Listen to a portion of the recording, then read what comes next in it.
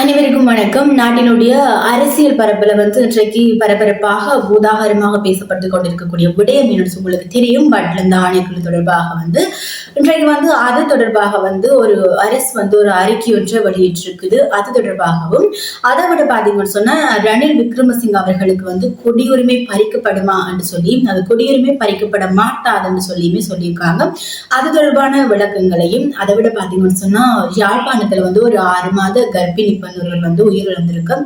அது தொடர்பான மேலதிக விவரங்களை மற்றது இன்றைக்கு உள்ளூராட்சி தேர்தலுடைய வேட்புமனு தாக்குதல்கள் ஆரம்பிக்கப்பட்டிருக்கின்றது. அது தொடர்பாகவே நாங்க காணொலியில முழுமையா பார்க்க போறோம்.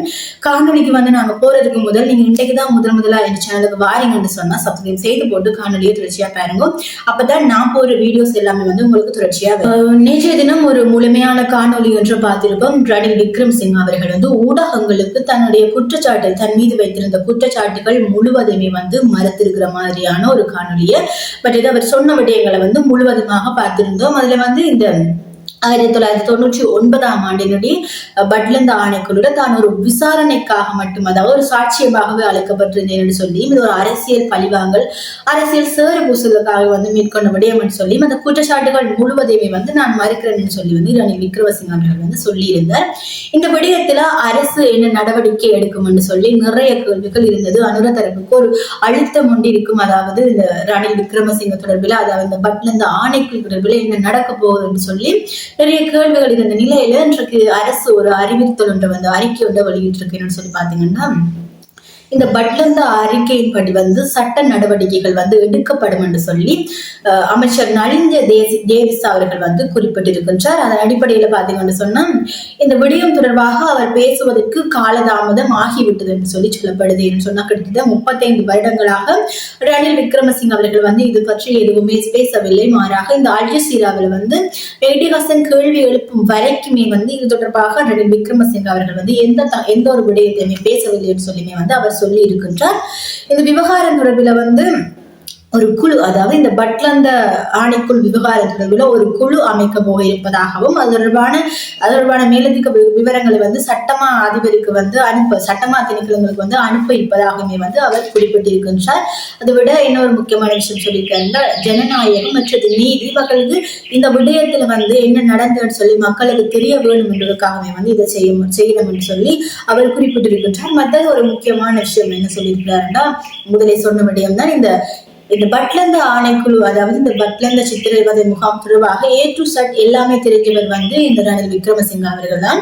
ஆக அவர் வாய் திறக்காம உலகாலம் இருந்தது ஆகவே நிறையவே காலதாமதமாகி உள்ளன்னு சொல்லி அது தொடர்பில் சட்ட நடவடிக்கை நிச்சயம் எடுக்கப்படும் என்று சொல்லியுமே நலிந்த ஜேசி அவர்கள் இன்றைக்கு ஒரு அறிக்கை சொல்லி இருக்கின்றார்.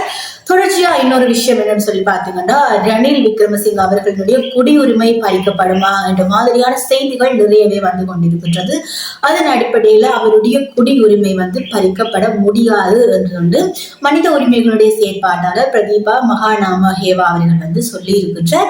ஏன்னு சொல்லி பாத்தீங்கன்னு சொன்னா இந்த விசாரணை குழு அதாவது இந்த பட்லந்த விசாரணை குழு இருக்குத்தானே அது பாத்தீங்கன்னு சொன்னா 1948 17ஆம் இலக்க விசாரணை குழு சட்டத்தின் கீழே நியமிக்கப்பட்டிருக்கிறதால அந்த சட்டத்தின் படி ஒருவருடைய தனிநபருடைய சிவில் அல்லது குடியுரிமையை பறிக்க முடியாதுன்னு சொல்லி சொல்லப்படுது. ஆனால் இந்த குடியுரிமை எந்த சட்டத்தின் கீழே பறிக்கப்படலாம்னு சொல்லி பாத்தீங்கன்னா 1978 7ஆம் இலக்க சிறப்பு ஜனாதிபதி ஆணைக்குழு சட்டத்தின் கீழே நியமிக்கப்பட்டிருந்தா அதாவது இந்த பட்லந்த ஆணைக்குழு அறிக்கை இந்த சட்டத்தின் கீழே நியமிக்கப்பட்டிருந்தா அவருடைய குடியுரிமையை பறிக்க முடிந்திருக்கும் என்று சொல்லி சொல்லப்படுது. ஆனா இந்த ஆணைக்குழு அறிக்கை 1948 17ஆம் இலக்க விசாரணை குழு சட்டத்தின் கீழே வந்ததால ரணில் விக்ரமசிங்க அவர்களுடைய குடியுரிமையை பறிக்க முடியாது என்று சொல்லி மனித உரிமைகள் செயற்பாட்டாளர் குறிப்பிட்டிருக்கின்றார். தொடர்ச்சியாக என்ன சொல்றாருன்னா ஆணைக்குழு முன்வைத்த பரிந்துரைகளை அடிப்படையாக கொண்டு எதிர்காலத்துல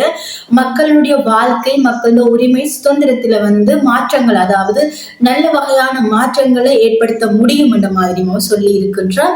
மற்றது முக்கியமான ஒரு விஷயம் என்ன சொல்லிக்கிறோம்னா போதுமான ஆதாரங்கள் இருந்தால் அவர் மீது அதாவது ரணில் விக்ரமசிங்க அவர் மீது குற்றவியல் வழக்குகளை தொடர்றதுக்கு சட்டமா அதிபருக்கு அதிகாரங்கள் இருக்கு என்ற மாதிரி அவர் சொல்லி இருக்கின்றார். தொடர்ச்சியா இன்னொரு விடயம் என்னன்னு சொல்லி பாத்தீங்கன்னா அண்மையில உள்ளூராட்சி தேர்தல் தொடர்பாக நிறைய விடயங்கள் போய்கொண்டிருக்கின்றது. நிறைய சமூக வலைத்தளங்கள்ல வந்து இந்த உள்ளூராட்சி தேர்தலை மையப்படுத்தி நிறைய விடயங்கள் நடந்து கொண்டிருப்பதாக வந்து கதைக்கப்படுது. உங்களுக்கு தெரியும், இந்த ஊழல் ஒழிப்பு அணி நிறைய நிறைய நிறைய அரசியல்வாதிகள் பற்றிய நிறைய உண்மைகளையும் சொல்றது, பெண்கள் தொடர்பான சில விமர்சனங்களை முன்வச்சு கொண்டு வர இந்த நேரத்துல அது ஒரு உள்ளூராட்சி தேர்தலை மையப்படுத்தின ஒரு வகையான பிரச்சாரம் என்ற மாதிரி வந்து நிறைய பேர் வந்து கழிச்சு சமூக வலைத்தளங்கள்ல ஒவ்வொருவரும் ஒவ்வொரு மாதிரி எழுதி கொண்டிருக்காங்க. உண்மையா அது ஒவ்வொருவருடைய அரசியல் புலத்தினை வச்சுக்கொண்டு அவங்களுக்கு இருக்கக்கூடிய அறிவு, அவங்களுக்கு இருக்கக்கூடிய அந்த கண்டாக்ட்ஸ் பேக்ரவுண்ட்ஸை வச்சு கொண்டுதான் வந்து நாங்கள் முடிவெடுக்க முடியும். உண்மையா அந்த ஊழல் ஒழிப்பு அணியினுடைய நோக்கம் என்ன, அவர்கள் வந்து அதோட உள்ளூராட்சி தேர்தல்னா அதுல ஒரு முக்கிய பிரதான விடயமாக இருக்குதா என்பது வந்து உண்மையா ஒரு கேள்விக்குரிய விடயம் தான். தொடர்ச்சியாக சரியான நபர்களுக்கு வந்து நாங்கள் அதுல வந்து எங்களுடைய பங்களிப்பு யார் என்ன கழிச்சாலும் சரியான நபர்களை வந்து தேர்ந்தெடுக்க வேண்டியது வந்து மக்களாகிய எங்களோட பொறுப்புன்னு சொல்லிக்கொண்டு உள்ளூராட்சி தேர்தலினுடைய இன்றைக்கு வேட்புமனு தாக்குதல் வந்து இன்றைக்கு ஆரம்பிக்க இருக்குன்னு சொல்லப்பட்டிருக்கு. இன்றைக்கு அதாவது 17ஆம் தேதியில இருந்து 20ஆம் தேதி பகல் 12 மணி வரைக்குமே வந்து இந்த வேட்புமனு தாக்குதல் வந்து ஏற்றுக்கொள்ளப்படும் என்று சொல்லியும் எல்லா 336 உள்ளூராட்சி சபைகளினுடைய எல்லா வேட்பு மனுக்களையும் வந்து பெற்றதுக்கு பிறகு தேர்தல் திகதி வந்து அறிவிக்கப்படும் என்று சொல்லப்பட்டிருக்கின்றது. மற்றது இந்த தபால் மூலமான விண்ணப்பங்கள் வந்து இன்றைக்கு 12 மணியோட வந்து முடிவடையுதுன்னு சொல்லியுமே சொல்லப்பட்டிருக்கு. அப்போதா சாதாரண பரீட்சை இன்றைக்கு ஆரம்பிக்கின்றதுனால வந்து அதுகளுக்கு வந்து அந்த பரீட்சைக்கும் அந்த மாணவர்களுக்கும் வந்து எந்தவித இடையூறையும் செய்யாமலுக்கு வந்து இந்த வேட்புமனு தாக்குதல்களை செய்ய சொல்லி வந்து சொல்லப்பட்டிருக்கின்றது. தொடர்ச்சியா ஒரு முக்கியமான விடயம் என்று சொல்லி பார்த்தீங்கன்னா, யாழ்ப்பாணத்துல ஒரு 6 மாத கர்ப்பிணி ஒருவர் வந்து இறந்திருக்கின்றார். அதுவும் தற்கொலை என்று சொல்லப்படுகின்றது. இவர் வந்து வசாவலன் பகுதியில தெற்கு பகுதியை சேர்ந்த 26 வயதுடைய பெண். இவங்களுக்கு வந்து ஏற்கனவே ஒரு 2 பிள்ளைகள் இருந்த நிலையில 6 மாத கர்ப்பிணியா இருந்திருக்கா. இவ வந்து 2ஆம் மாதம் 10ஆம் தேதி அளவிலேயே வந்து தனக்கு தானே தீயிட்டு இருக்கா. கணவரோட இருக்கக்கூடிய தனிப்பட்ட பிரச்சனை காரணமாக தனக்கு தானே தீ வச்சிருக்கின்றா. அதன் அடிப்படையில அவ வந்து யாழ்ப்பாண போதனா வைத்தியசாலையில வந்து ஊர் மக்களால் சேர்க்கப்பட்டிருந்தும் பலனின்றி சிகிச்சை பலனின்றி இன்றைய தினம் வந்து உயிரிழந்திருக்கின்றா. உண்மையில 6 மாத கர்ப்பிணி என்று சொல்வது வந்து உண்மையை ஏற்றுக்கொள்ள ஒரு முடியாத விடயம்னு சொல்ல முடியும். அண்மையில கூட இந்த அதாவது பிரதேச சபையில வேலை செய்யக்கூடிய ஒரு பெண் வந்து இறந்திருப்பா. அந்த விடயம் தொடர்பாக அதிகம் பேசப்படவில்லை. ஆனால் அது ஒரு கொலையாக இருக்கக்கூடும் என்ற மாதிரியும் நிறைய பேர் வந்து சொல்லியிருந்தார்கள். அவருடைய தந்தை வந்து அதுல சந்தேகம் இருக்குன்ற மாதிரியும் சொல்லியிருந்தார்கள். அப்படிங்கிற இந்த மரணம் கூட விசாரணைக்காக எடுக்கப்பட்டிருக்கின்றது. உடற்கூறு பரிசோதனை வந்து இன்றைக்கு நடக்க இருக்கிறதாக வந்து செய்திகள் வெளியாகி இருக்கின்றது. ஆனால் உண்மையில் தற்கொலை என்பது எல்லா விடயங்களுக்குமே எல்லாத்துக்குமே வந்து ஒரு முடிவா இருக்குமா? நிச்சயமாக இல்லை. தற்கொலை என்பது வந்து எல்லா விஷயங்களுக்குமே வந்து ஒரு முடிவா இருக்காதுன்னு சொல்லியும் உங்களுக்கு அருகில இருக்கிறவங்கள்ட்ட வந்து ஏதாவது ஒரு வித்தியாசமான அந்த தற்கொலை செய்ய போகிறவர்கள் வந்து அந்த முதல் நாள் அல்லது அந்த கொஞ்ச நாளைக்கு முதல்ல ஏதாவது ஒரு வார்த்தைகளை விட்டிருப்பார்கள். அவர்கள் நடவடிக்கைகளை சின்ன வேறுபாடுகளாவது இருந்திருக்கும்னு சொல்லி ஒரு உளவியல் சொல்லுது. அதன் அடிப்படையில் உங்களுக்கு அருகில யாராவது அப்படி இருந்தால் நிச்சயம் கவனித்துக் கொள்ளுங்கன்னு சொல்லிவிட்டு இன்னொரு விஷயம் என்னன்னு சொல்லி பாத்தீங்கன்னா, இந்த பட்லந்து ஆணைக்குழு தொடர்பான அறிக்கை வந்து பாராளுமன்றத்தில் சமர்ப்பிக்கப்பட்டதை தொடர்ந்து இது தொடர்பாக வந்து தமிழ் மக்களும் சரி எல்லா தமிழ் அரசியல்வாதிகளுமே வந்து இதுக்கு வந்து ஆதரவு வழங்க வேண்டும் என்ற மாதிரியான பேச்சுக்கள் வந்து நிறைய வந்திருக்கு.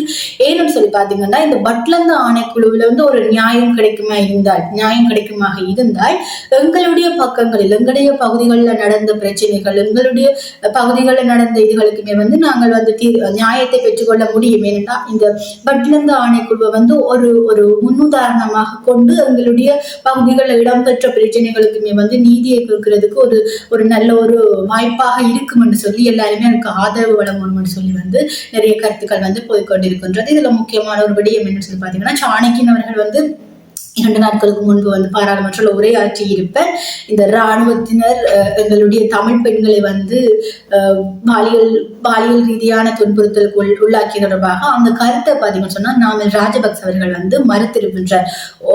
ஒரு ஆள் இராணுவத்தினர் செய்ததுக்காக ஒட்டுமொத்த இராணுவத்தினையுமே பழி சொல்ல வேண்டாம் என்று சொல்லியிருப்பார். உண்மையா அந்த முழு பூசணிக்காய சோத்துக்குள்ள மறைக்கிற கதை தான். எவ்வளவு கதைகள் எங்களுடைய தமிழ் பெண்களுடைய கதைகள் எவ்வளவு இருக்கின்றது.